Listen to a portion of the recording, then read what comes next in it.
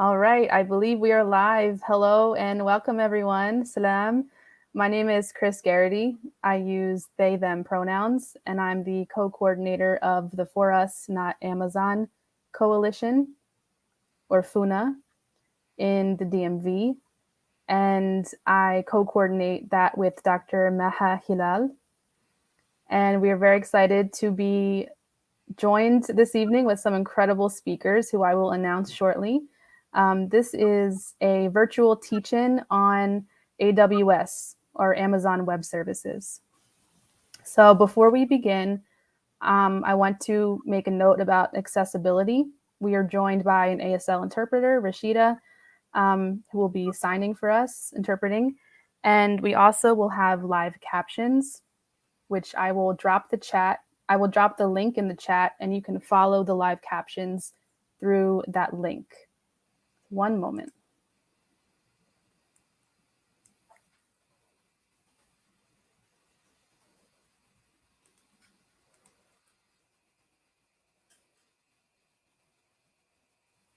Okay. So no matter where you're tuning in from, whether you're on YouTube or Facebook or, no, I think it's YouTube and Facebook. Yes, you click that link and you will be able to access live captions.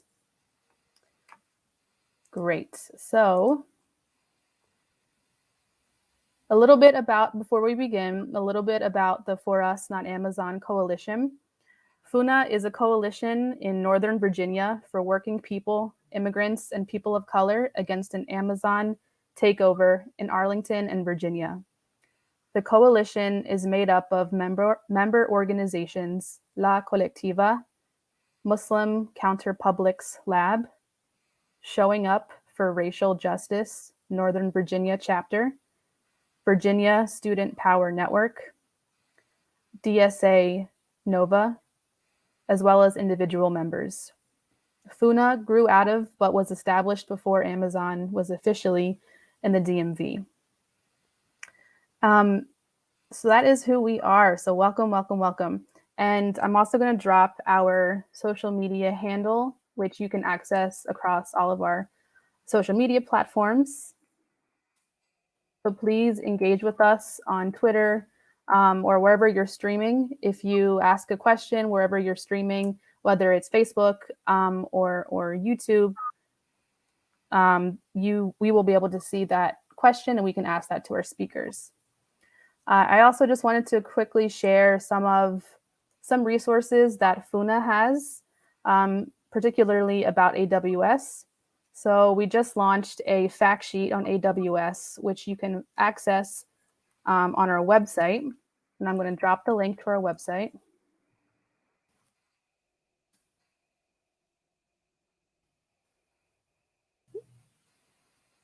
And our website is forusnotamazon.org. And there you can also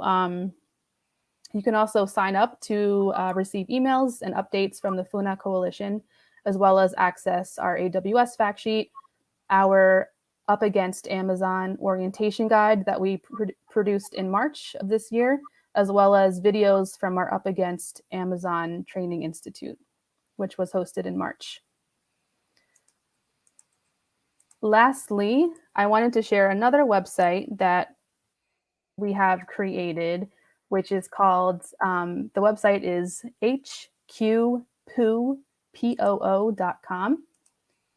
And we love that website so much because it demonstrates, well, first of all, it demonstrates the serious harms that HQ2, which is coming in, it's being established in Northern Virginia, the harms that that's bringing, ranging from so many different areas that our speakers are going to be speaking to, and also even more that our speakers won't be speaking to tonight. So this website speaks to that, and it also calls attention to the headquarter design that Amazon selected for Northern Virginia, which bears uncanny resemblance to the poop emoji, hence HQ poo, which we lovingly refer to it as. So, and speaking of which, if you are tweeting or engaging on social media, please make sure to use the the following hashtags, including HQPOO, as well as AWS Summit, because the AWS Summit is going to be in DC next week, and we want to really try to blast that hashtag ahead of the summit. So I'm going to drop the hashtags as well.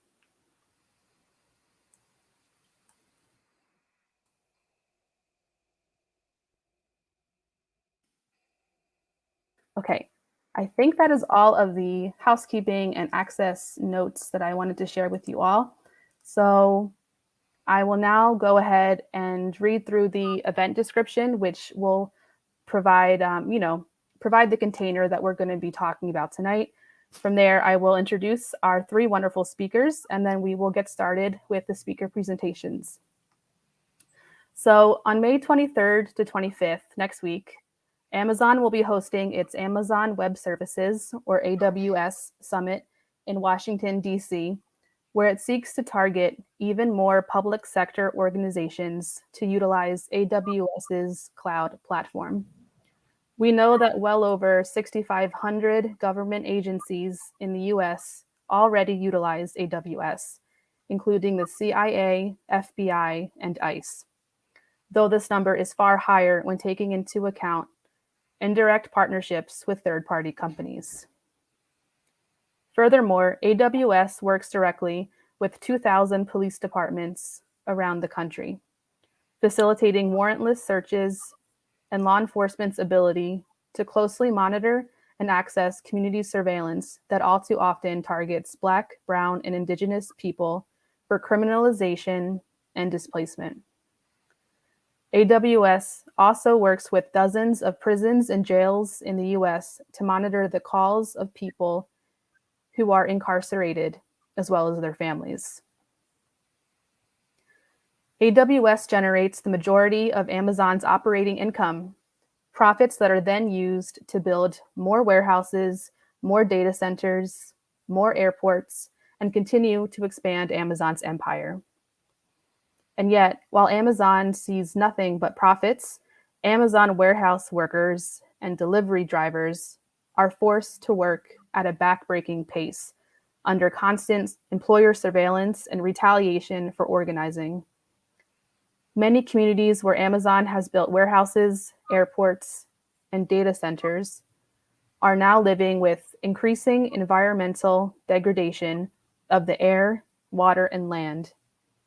And in places like Seattle and Northern Virginia, where Amazon is headquartered, Amazon's presence fuels gentrification and displacement of Black, Brown, and Indigenous communities.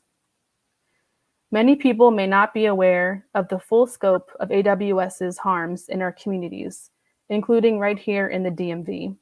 DMV referring to DC, Maryland, and Virginia. The purpose of this teach-in is that we all learn more about AWS and the harms they are causing in our communities, and what we can do to fight back. So be sure to stay to the end of the teach-in for a special announcement from FUNA organizer Danny Sendejas about an action at the AWS Summit next week in DC.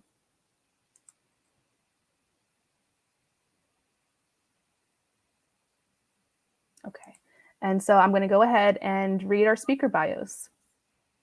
So we are joined by three speakers.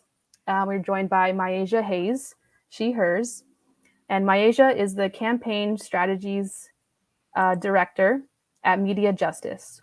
She previously spent 2 years at the organization's national organizer, she spent 2 years as the organization's national organizer on criminal justice and technology, where she oversaw the launch of the hashtag No Digital Prisons and hashtag Protect Black Dissent campaigns. As the grandchild of a political prisoner, she is deeply committed to organizing people power that leads to radical transformative change and justice. Myaisha earned her BA in Black Studies at Occidental College, her MA at Columbia University, and currently lives in Brooklyn, New York.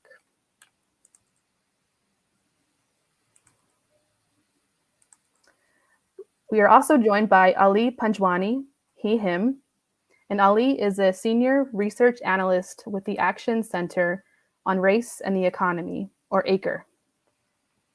His research guides campaigns to expose the relationships between big tech, surveillance, and militarism, and works towards publicly owned and controlled tech futures.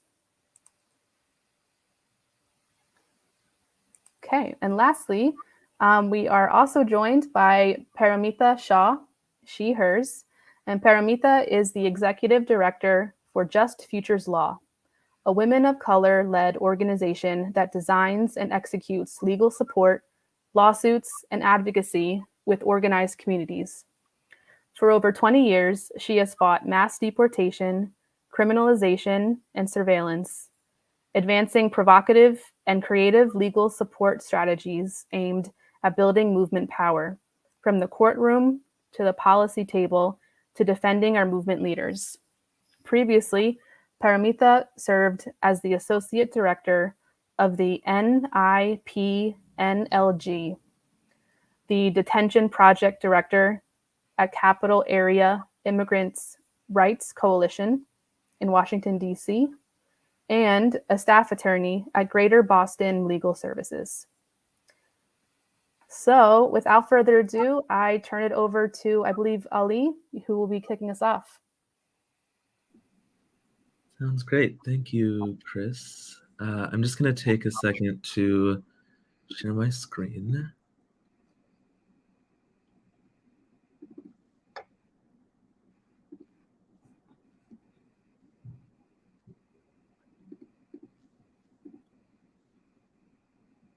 Great. I'm not sure if the screen is on. There we go. Thank you. Awesome. So thank you so much, everyone, for joining today, and to the organizers and FUNA for putting this event together. I am really excited to be here with my co-panelists and talk to you all about Amazon Web Services. So as Chris mentioned at the top, there's a lot to know about Amazon Web Services, a lot I'm still learning about Amazon Web Services. So I'm looking forward to learning together throughout this session. And also just noting that this presentation is just a little bit of a dive into Amazon Web Services, and there's a lot more to this platform that we can still learn.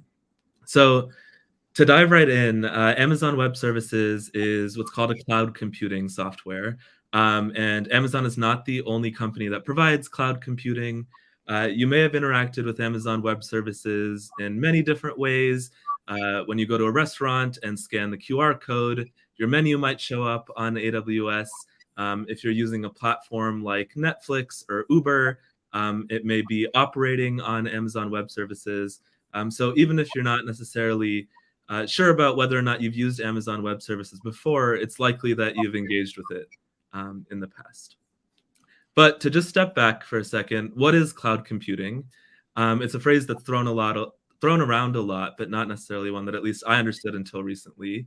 And the way that I like to think about it is comparing it very simply to when I try to upload something to iCloud. So I have an image, I have a file that I'm sending to a cloud or a remote server. So it's not necessarily living on my device, but it's living somewhere else. It's storing data, so it's a data storage mechanism.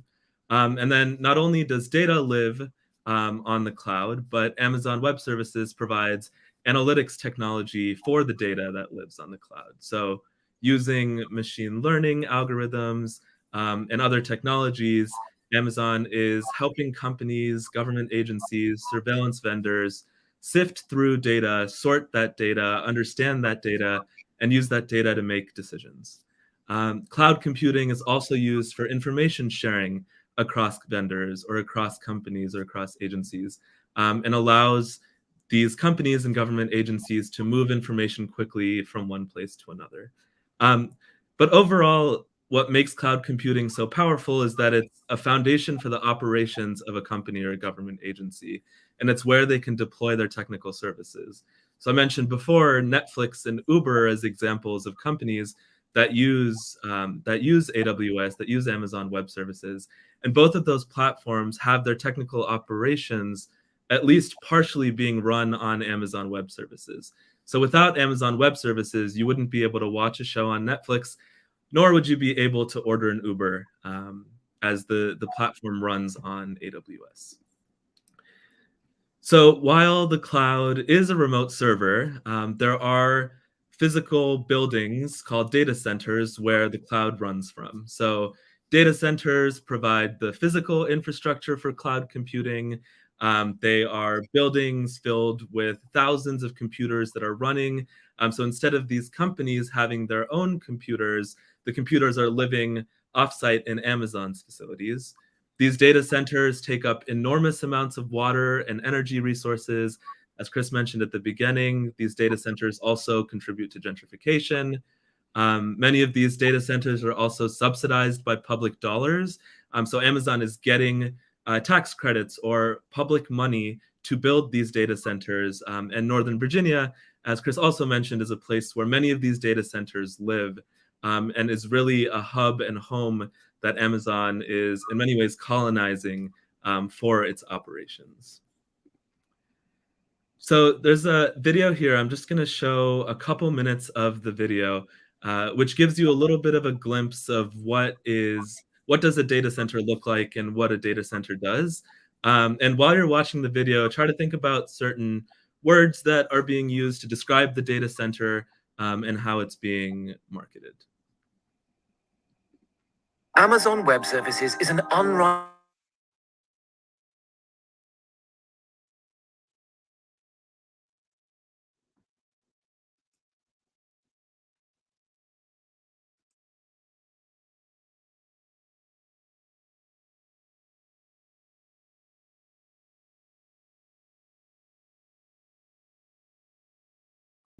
Okay, we're going to try the sound again.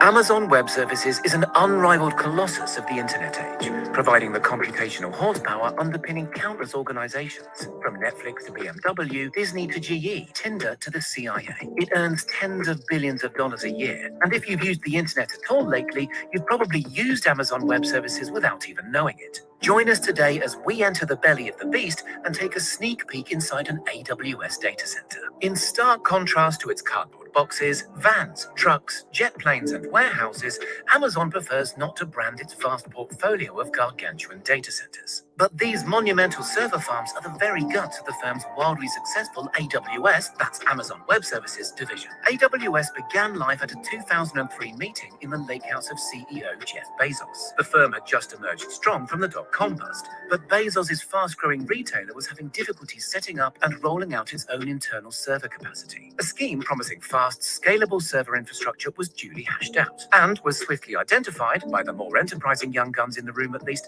as a potential spin-off service Amazon could sell on to other companies. Fast forward to today, and AWS rakes in a whopping 60% of all Amazon profits. That's about $50 billion a year. How?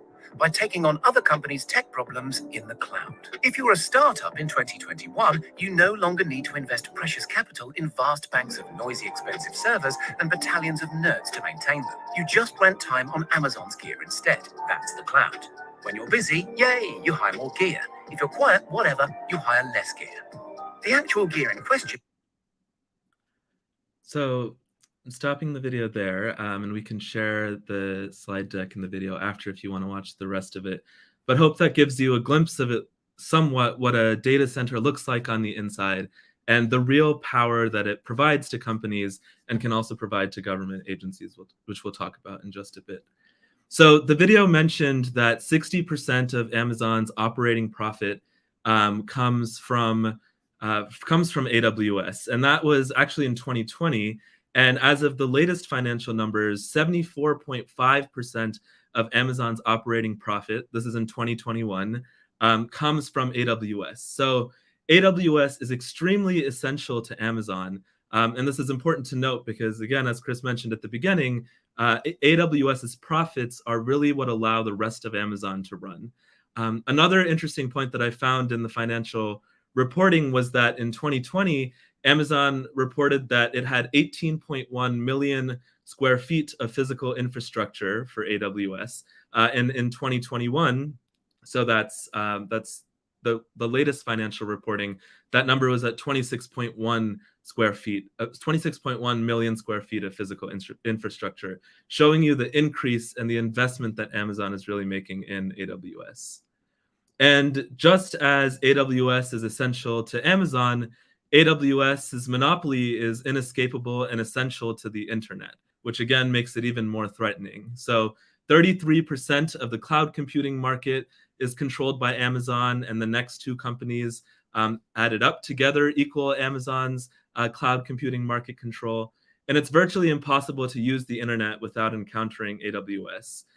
So I'm going to drop in the chat something that a computer scientist worked on called Fuck Off AWS, which you can download onto your computer to try to use Amazon or try to use the internet without using AWS.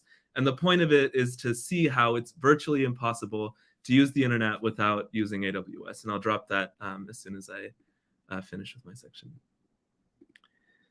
So now that we've gotten an overview of AWS, moving just a bit into how does cloud computing contribute to militarism? So AWS offers various webinars and sessions that talk about how cloud computing and AWS is essential to warfare. So on the left here, you see some screenshots of various seminars and sessions that have happened. One is called Enabling the Warfighter, another is called the National Security Series.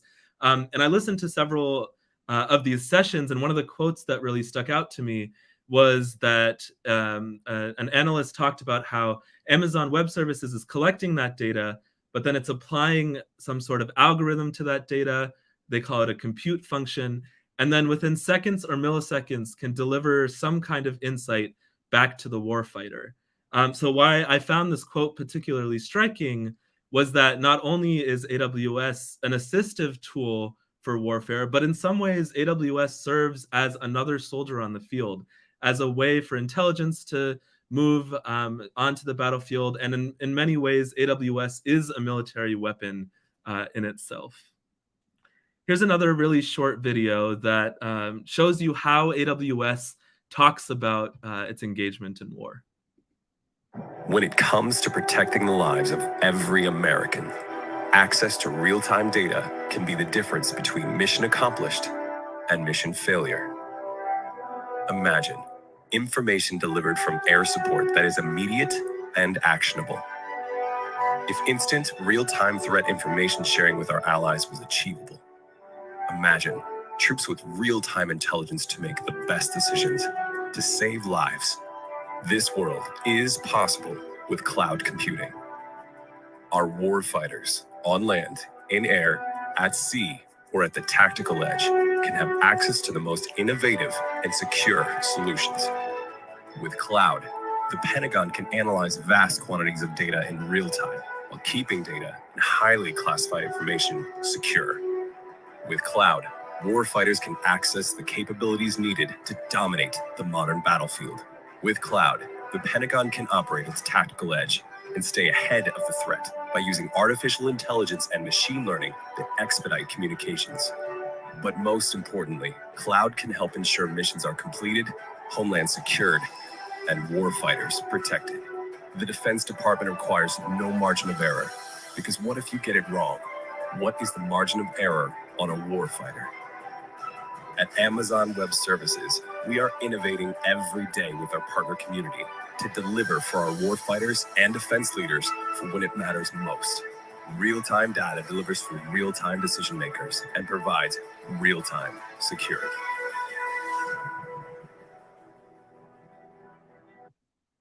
So I know I find that video extremely terrifying and unsettling, just in the way that Amazon is very vocally, publicly talking about how its relationship to the military, to, as it calls it itself, warfighting, is essential and something to be proud of. And this really flies in the face of all of the claims that Amazon made about its commitment to racial justice over the last few years, its moratorium on the use of facial recognition, when in reality, there's this whole other infrastructure that Amazon profits from, which brings in its most profit, which is driving warfare and the killing of Black, Brown, and Muslim communities across the world. Here are just a few examples of what Amazon Web Services provides in terms of data analytics for state violence. One example is using its translate and recognition algorithms, which is its facial recognition and image recognition algorithm for, as it calls it, sense making on the ground, which fuels a military surveillance machine. Amazon also uses its image learning algorithm to analyze drone footage to make decisions about strikes. And these drone strikes, as we know, systemically target Black and Brown civilians around the world. AWS also allows the FBI to process DNA data, facilitating the mass weaponization of our biometric information. And the CIA also uses AWS for investigations around the world. And in one of the videos that I watched about AWS and the CIA, I saw that they used images of Muslim men who have historically been targets of the CIA's violence to advertise this capability that AWS provides them. So I don't think I can underscore enough how essential AWS is to the military, the US military and militaries around the world for state violence. These are just a couple examples of some of the specific contracts that exist. A $1.2 billion contract with AWS and Google Cloud, which powers Israeli apartheid, called Project Nimbus, and our partners at Empower Change and others have been leading a really great campaign called No Tech for Apartheid to end this contract, and I'll drop a link to that in the chat as well. A potential $9 billion Department of Defense contract called the Joint Warfighting Cloud Capability, which is set to be renewed later this year and is in competition between multiple tech companies, including Amazon. A $10 billion contract with the National Security Agency called Wild and Stormy, and at least a $600 million plus CIA contract called the Commercial Cloud Enterprise. And these are just a few of the many examples of the contracts that exist where AWS fuels militarism and surveillance. And one fact from ACRE's Big Tech Sells War project is that 86% of all of Amazon's contracts with the federal government since 2001 were with agencies central to the war on terror. So the last thing I'm going to end with here before passing it on to Myaisha is that AWS has a special control through a platform called GovCloud, which exists specifically for government agencies, for the Department of Defense and for the Department of Homeland Security. And these are just a few of the many agencies that use GovCloud. But not only do these agencies have access to and use GovCloud, but so do these private companies, including Lockheed Martin, Raytheon, Motorola Solutions, which are military and surveillance contractors. So GovCloud I see as a very great example of this tying between private entities who are profiting from militarism and surveillance and the federal government. And when it comes to the Northern Virginia context, this is also especially striking to me because of all of these data centers that Amazon is building in Northern Virginia, which is also the home and the center of these military contractors like Lockheed Martin and Raytheon. So I look forward to talking to you all in the coalition about how we push back against Amazon, especially in Northern Virginia, and especially as we see this tie deepening between the military and surveillance state and Amazon Web Services. So I'll pass it over to Myaisha now. Thank you all. Okay, great. Next slide, please. Wonderful. So that was an incredible presentation, Aly. I'm actually going to begin with doubling down and plus one to some of the points that you raised in your part of the presentation, which is that Amazon is very much intertwined and inseparable from policing today. And that's because surveillance technology, as Aly just said, relies significantly on an infrastructure to help it collect and store all of the data that the police is gathering on us. So while companies like Amazon have received a lot of public scrutiny and criticism for its deployment of facial recognition technology, I think it's really important to also see how Amazon is quite literally providing the backbone, the infrastructure backbone of the carceral system at every level. So I'm going to spend a few minutes talking and sharing some more information about the various different surveillance technologies that the police and prisons are using. But I actually want to start off with raising a set of assumptions that have really normalized the use of surveillance in regards to conversations about public safety. These assumptions, there's a set of assumptions that are fueling and justifying the police use of surveillance tech. One is that surveillance reduces violent crime. And this is an incredibly important talking point that a lot of vendors use to capitalize on people's legitimate fears and concerns about violent crime in their neighborhood. Another assumption is that surveillance tools are accurate and effective at doing what they are designed to do. And I think the last assumption is that technology is neutral and only makes policing more efficient. And I think under all of these assumptions, however, is the belief that the police are the solutions to keeping our community safe. However, when you take a closer look at what these tools actually do and how they're being used, you realize that this technology is just reinforcing racist policing and surveillance in our everyday lives. Next slide, please.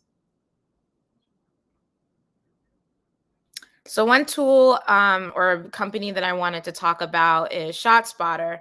ShotSpotter is the largest vendor of gunshot detection technology. This technology essentially uses a network of sensors to detect and alert police after a gunshot has been heard. So ShotSpotter's technology is widely used by law enforcement. I think they have over 120 police departments partnering with ShotSpotter, and its largest customer includes the city of Chicago.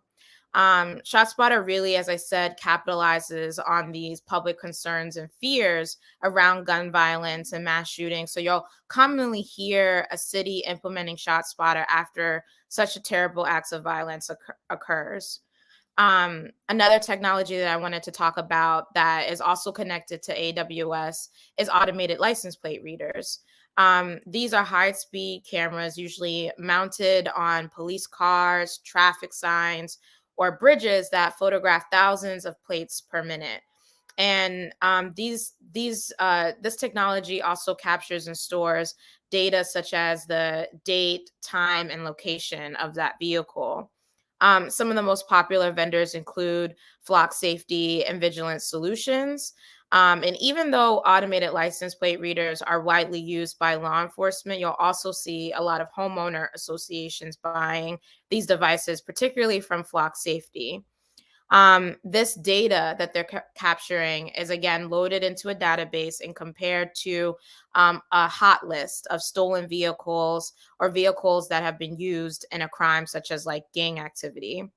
And to my knowledge, AWS specifically hosts Flock Safely directly, but I also wanted to include Vigilant Solutions because this company is notorious for selling data to ICE and other agencies who also use AWS. Next slide, please.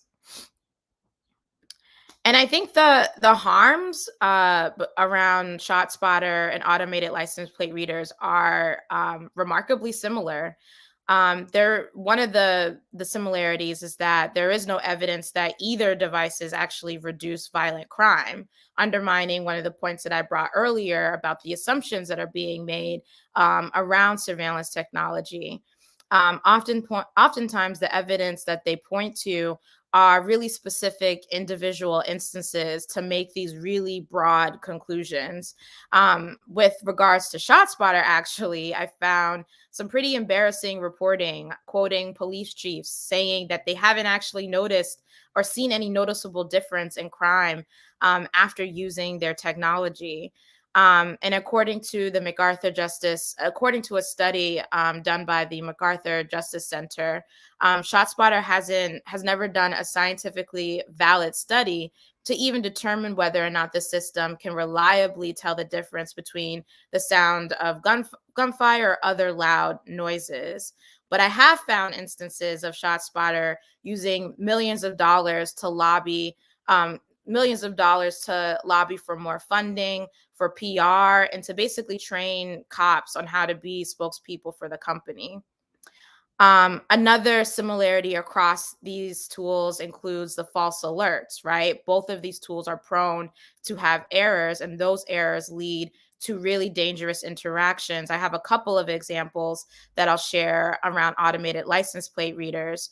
But again, citing the study by the MacArthur Justice Center, they found that with regards to ShotSpotter, over 88% of the alerts did not result in incidents involving a gun, which essentially means that the police are sent into communities thousands of times over these false alerts. And so these errors with the technology actually increase really dangerous interactions with law enforcement. And this brings me to my final point, which is that you can't layer technology over a violent, racist system and expect positive results, right? In fact, these tools are often deployed specifically in Black and Brown communities, just further reinforcing racial profiling and racist policing. Next slide, please. And on that note, I actually think it's super important that we raise examples of how this technology has impacted people every day. So one example I wanted to include involves Zachary Norris, who was the executive director of the Ella Baker Center, an organization that is actually part of our MediaJustice network, who had actually been stopped by the police due to an error from an automated license plate reader. But I also wanted to highlight a couple of different examples where once like automated license plate readers are used by the police or approved for different agencies, you see this technology being used in ways beyond, supposedly trying to reduce crime. So one example that I think is worth noting is how in Texas, authorities were using Vigilant Solutions automated license plate readers to stop people who are in debt from court fines and fees. Another example comes out of Sacramento, where Vigilant Solutions database was being used to track down and monitor the movement of people on public benefits to supposedly deter welfare fraud. And the Department of Human Assistance eventually terminated this program after receiving so much criticism and scrutiny.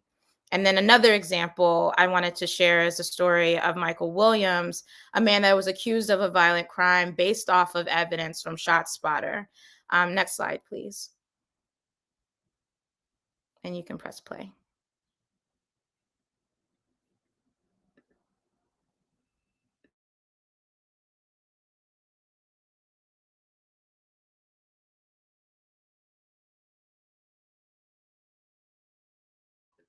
I don't think I hear the sound.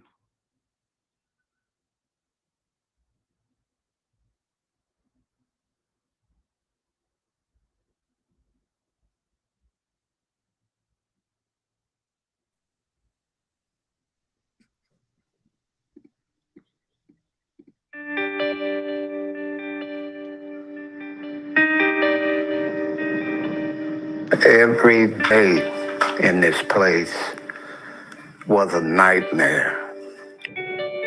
Every day I would ask myself, why am I here?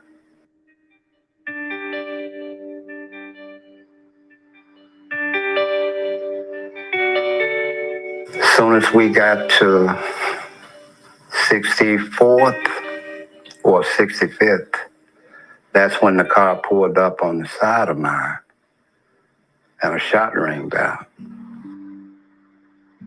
I thought we both were shot.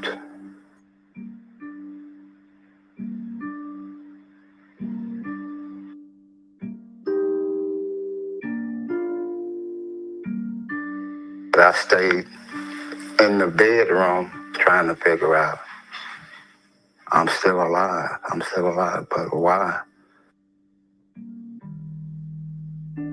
My attorney came to the jail and he said that the only evidence that they are using to try and pin this case on you is ShotSpotter.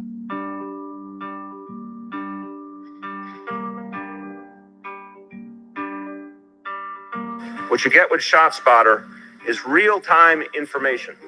What this does is pinpoints where that shot came from.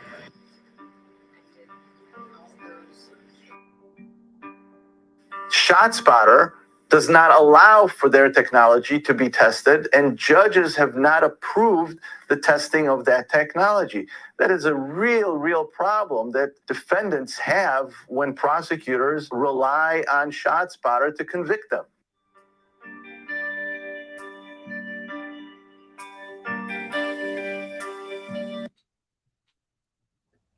Thank you so much. So yeah, I can't stress enough how, Amazon's relationship and tech partnerships really does continue to fuel and reinforce the racist policing that Black and Brown communities experience on the daily. Next slide, please. I'm going to move on to talking about some other examples that I'm still learning about, honestly. So one of it includes Amazon's partnership with DXC Technology, which is one of the manufacturers of electronic monitoring. EM is often marketed as an alternative to incarceration, but in reality, these tools just shift the site of incarceration from prisons into our communities. They don't actually reduce the number of people involved in our criminal legal system. This technology actually expands its capabilities to monitor and punish Black and Brown folks. And some of the issues worth highlighting here include how this device is used to restrict people's movement. You essentially need permission to leave your house, which you can imagine is incredibly inconvenient and impractical when, you have to make doctor's appointments, or you're a parent, or, you're looking for work, right? One point I forgot to mention here on my slide is that these devices are also very faulty. They have errors just like we've seen with automated license plate readers and ShotSpotter. And it's very common for folks to report that these devices report them not being home when they actually are, for instance. People wearing these devices also talk about the pain that they get in their leg after wearing electronic monitors for such a long period of time. And in some cases, people are forced to pay a daily fee. And in some jurisdictions, people are sent back to prison if they actually cannot pay. Next slide, please. And then another example that I'm still learning about is prison phone surveillance. So Leo Technology uses Amazon speech-to-text algorithm to scan and monitor prison phone calls.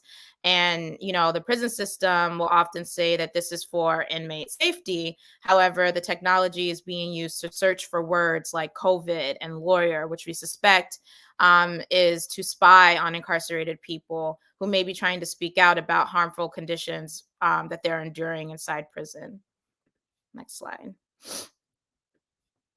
And then lastly, I want to talk about an example that I'm sure many people here are pretty familiar with, which is Amazon Ring, and how, Amazon's technology is essentially fueling this citizen police force. Amazon Ring has over 2,000 police partnerships. When Amazon first acquired Ring in 2018, they had 400 partnerships. So we've seen an extremely rapid growth in the last few years. And these partnerships pretty much give cops unprecedented access to the data and video footage recorded by Ring cameras. These cameras are linked to their Neighbors app, which has been found to encourage racial profiling. When Black and Brown people pass a Ring camera on Neighbors app, they're saying that these folks are suspicious or dangerous. And then last year, an investigation came out exposing LAPD for using Ring cameras to surveil Black protesters during the global uprisings in the aftermath of the murder of George Floyd. And I think it's really important to keep Amazon Ring in our conversations like these, because This private surveillance network essentially gives the police a way to access a surveillance network without having to really abide by any of the laws or public scrutiny that would normally apply to surveillance technology, as we've seen with facial recognition, for example. So that basically concludes my piece of the presentation. I'll pass it off to Paromita, who's up next.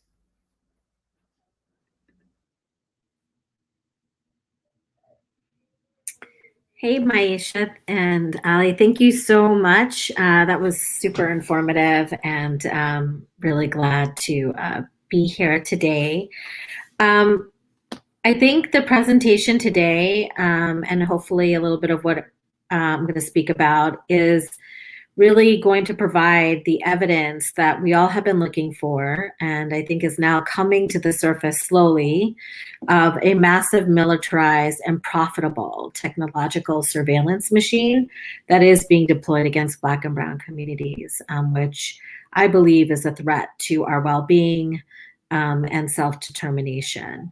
I am very grateful to groups, at least in my field, on immigrant rights, like Mi Gente, with the No Tech for ICE campaign, and Immigrant Defense Project, and groups like MediaJustice and ACRE, and Algorithmic Justice League, and so many others that have really raised the profile of these companies, especially Amazon, and companies like Palantir, Clearview AI, and LexisNexis, that have been providing technology directly to the Department of Homeland Security and police.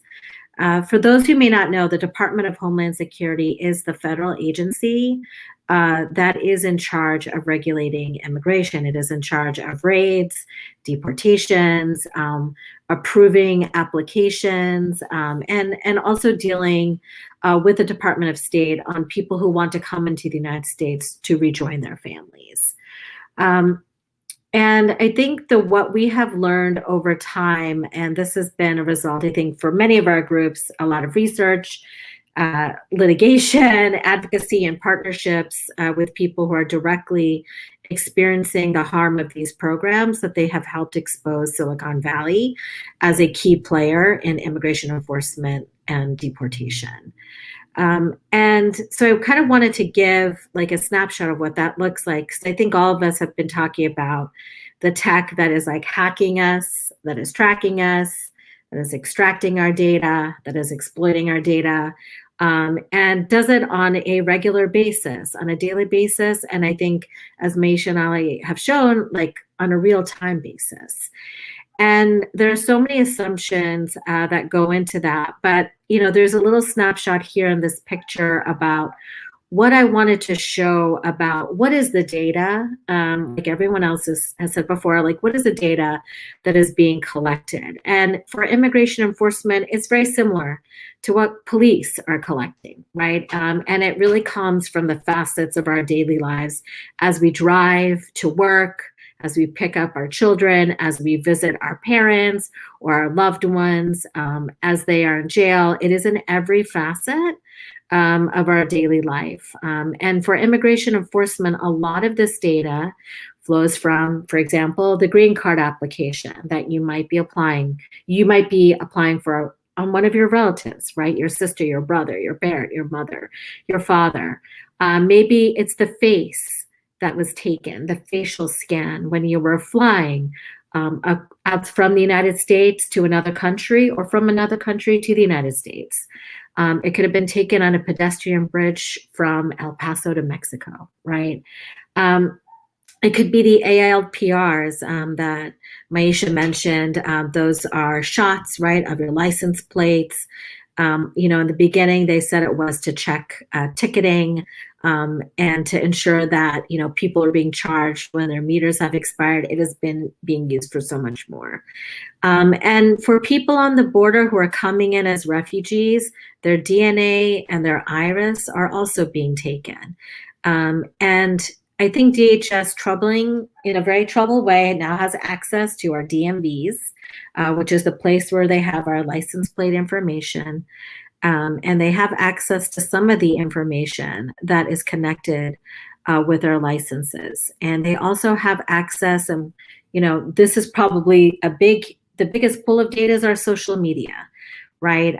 The social media that posts about where we are, our latest romance, our latest breakup, our political opinion, our fears, our concerns, pictures of our family, our friends, our relationships.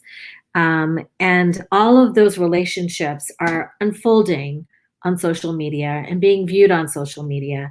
And that is frankly data, which I think here is being extracted and exploited.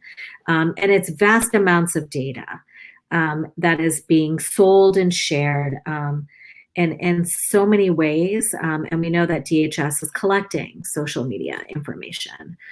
We also know that DHS is collecting information that they use now on an e-carceration program that is similar in the criminal legal arena. We also have apps, we also have ankle monitors, and that is really expanding very, very quickly. And if people want to know more, they can look at the great reports that we have written with Aly's help, on what they call alternatives to detention. So the reason why I think it's important to raise this is that the volume of data is huge. And the data is extremely profitable, as we've seen. Data sharing and selling is at least a $200 billion industry. And I think the profit incentive here is so overwhelming at a time when we do not have laws or policies that prevent or protect people from their data, from their data being taken and used without their consent. And it is extremely unregulated, right? So the penalties and the threats that we want to make, we're going to have to fight for them to really get these companies to take accountability for the harm that they are going to be causing our communities by the use and exploitation of this data. So next slide. I think there's probably two pieces that I can talk about today. At Just Futures Law, we've done a lot of research on a number of programs, but the first one I wanted to talk about today was the border wall. I think all of us hear about the physical wall at the southwest border, but to be honest, a digital border law has been steadily building across the US-Mexican border for the last 4 presidential administrations, and it has been overseen by DHS and Democrats and Republicans alike. And the Biden administration is planning to increase this digital border wall funding, marketing it, again, with one of their key assumptions that digital means better, means gentler, it means smarter, it means less danger, it means less harm, when actually they're really a buildup of infrastructure that will lead to more criminalization and surveillance. It's important to realize that we're kind of in a worldwide trend around border security and digital wall building, which I'm going to name as deadly. It's a deadly digital border wall. The worldwide border security industry is going to hit a $606 billion market by 2024. And that will create enormous incentives for countries and frankly for Amazon worldwide to start really pushing along border security products. And you can see here that some of the products that I'm going to talk about are in our own budget. We have $309 million at least for Customs and Border Protection, which is a sub-agency of the Department of Homeland Security. Things like $63 million to enhance the technologies they use to collect, store, and analyze data. $60 million for sensor-equipped aircrafts for border surveillance that looks like drones. $37 million for more sensors. $14 million for 723 surveillance towers across the southern and northern border. And you can see in this picture, we have so much more, right? We have automated license plate readers. All of these cost money. And are producing vast amounts of data that DHS wants to process. So that is what we have with the deadly digital border wall. The second thing we have is this new kind of like it's not live yet, but it is called HEART. And it is a program within DHS, and it is supposed to replace IDENT, which is kind of like the main system within DHS that processes all kind of immigration and consular processing information. HEART is really what we thought was a $200 million program. Can you all hear me? Okay. But now is a $6.1 billion program as far as we know. It is going to be the largest biometric system, in the United States, potentially on the planet. Already, when it lifts off, it's going to have 272 million unique identities. It already has over 6 million iris pairs and over 1 billion face images. And the reason why this new HEART report was recently released by the Immigrant Defense Project, Hacen Mi Gente. And the reason why I think it's really important is because we really didn't know much about HEART until very recently. And this goes to the secrecy in the United States government about kind of covering up the technologies that they're using and really making it very confusing and hard to understand what technologies are in play. We know that HEART will use facial recognition. We know that it will have iris recognition. We know that it will collect, be able to store DNA information. And we also know it will store biographic information and will use machine learning and AI. Those kinds of capabilities speak to an enormously powerful system that we need to know more about, and we know very little about, even though we just released a 60-page report about it. So the reason why it is, what is Amazon's involvement in it? HEART will be hosted in Amazon's government cloud platform that Ali mentioned. AWS GovCloud is the most commonly used cloud platform by DHS. It hosts many immigration and customs enforcement and USCIS, that's their Immigration Application Systems Center. And it is, the companies that create programs for DHS rely on AWS GovCloud to run their own programs.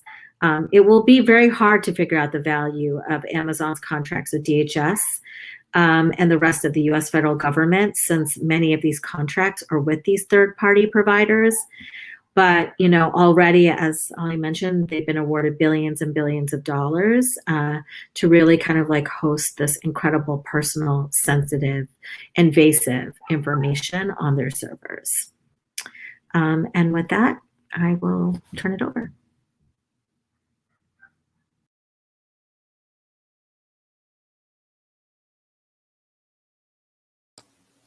Wow.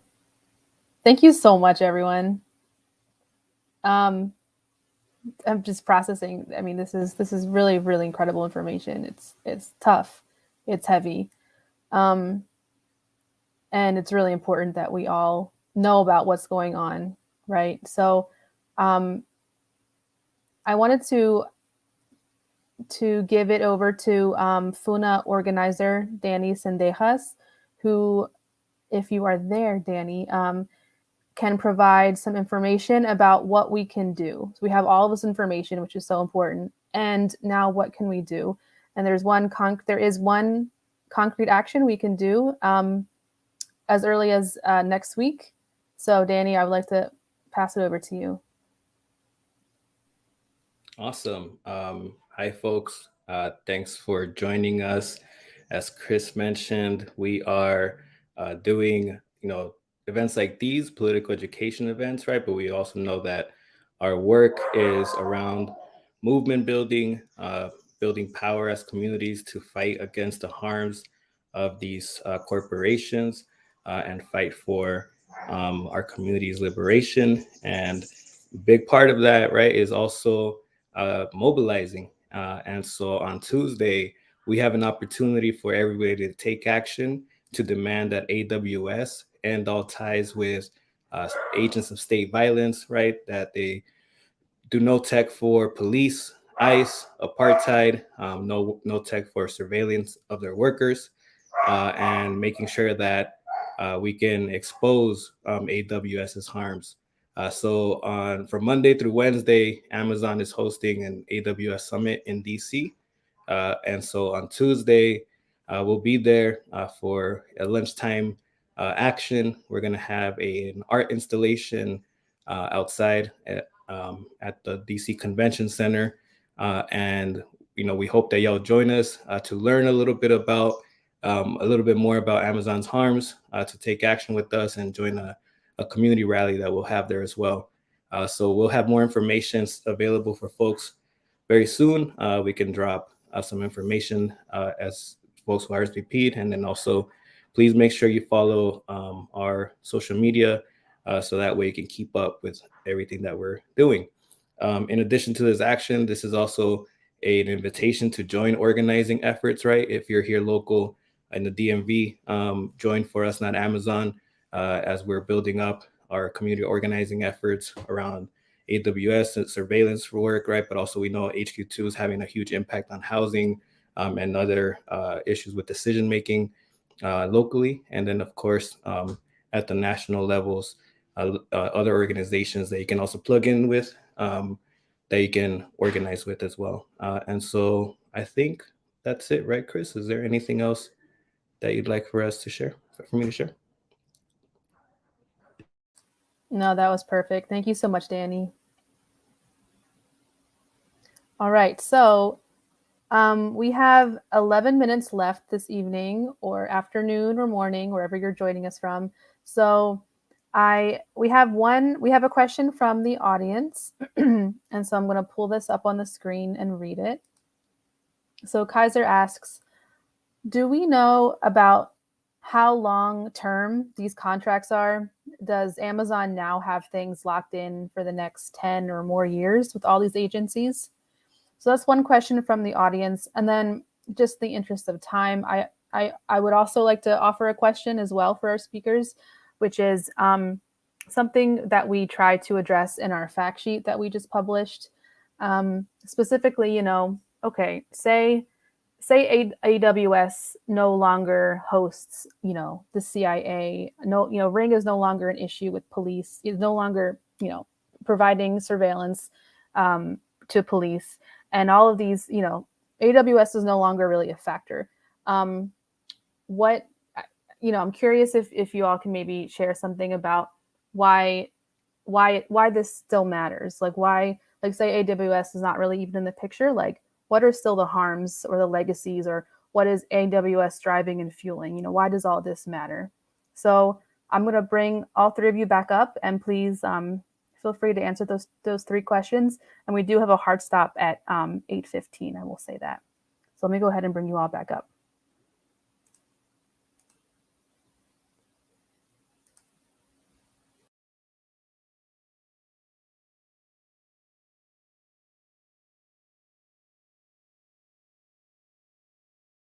I'm thinking about the second question. And I think I'm stuck on it because it's hard to imagine, given the nature of surveillance technology, that AWS wouldn't be a factor. So I think it's a good question. I'm just stuck on that. I think part of the reason why I started off in my presentation, but I heard it throughout from my co-presenters, is the set of assumptions, right, that's really fueling all of this surveillance tech, right? Even if AWS isn't in the picture, they could be using a different cloud, right? And as long as we continue to use police, military as solutions to keep our communities safe, these tools will always continue to be in the picture, right? So that's some of my initial thinking, but I'll stop there. Yeah, for the second question, which is a really great question. Second, what Myaisha said, and also just the fact that we didn't get into that much in this presentation, but not only are the relationships between AWS and surveillance technologies in the military an issue, but also the fact that Amazon Web Services has such a deep control on the internet infrastructure of our lives, and it's for profit, right? It's not publicly owned. We don't have control over our means of using the internet.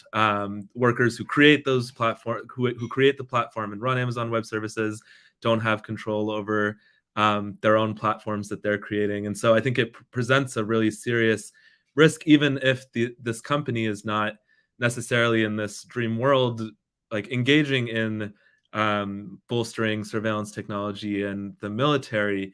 It still has this like deep control on how we live our lives every time we use the internet, every time we communicate with each other. And as long as our technology and the way that we connect with one another and organize is connected to a profit motive, I think that's something to be concerned about.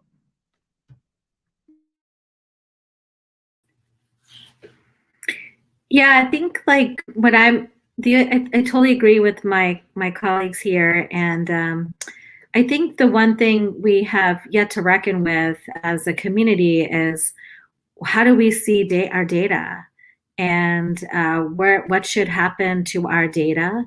It is, basically companies making a digital self, and that they have control of, that they have access, that I never had a chance of looking at or weighing into. And the decisions that are being made on our digital selves are not us. It is, it's either a military analyst, a DHS analyst, it is a high-tech crime center. And those are not the people who should be making decisions about these kind of very daily pieces of our lives. And I think we all know that instinctively. So when AWS goes, AWS was a response to a market incentive of data. And, I think they're just exploiting something that they can do, right? They were a bookstore, 20 years ago, and now, they're holding data. So I think it's about doing the hard work and the organizing to really, which I'm so grateful to have these colleagues here, to really engage with us in this long-term and very important fight of what does like the data ecosystem mean for us. It is huge, it is vast, and we should be able to say what it means for us.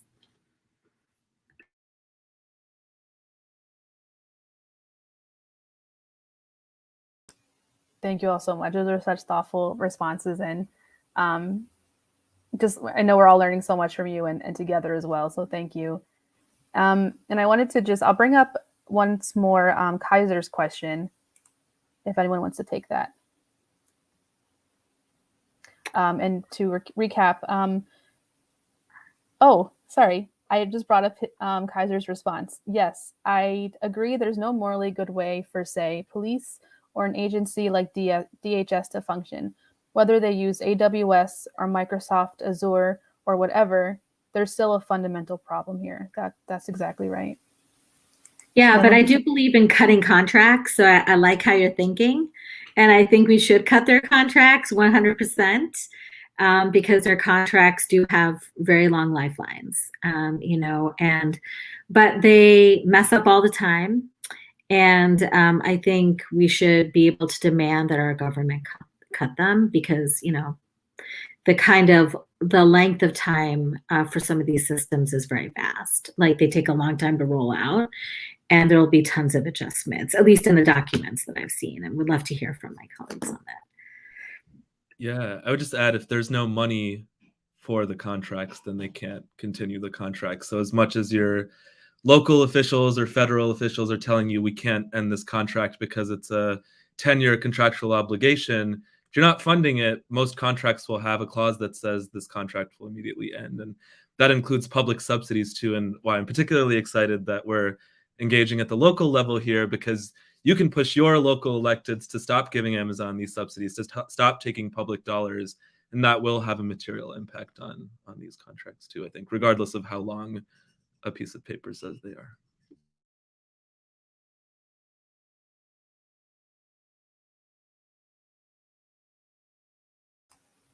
All right, any last closing comments? Got about 2 minutes.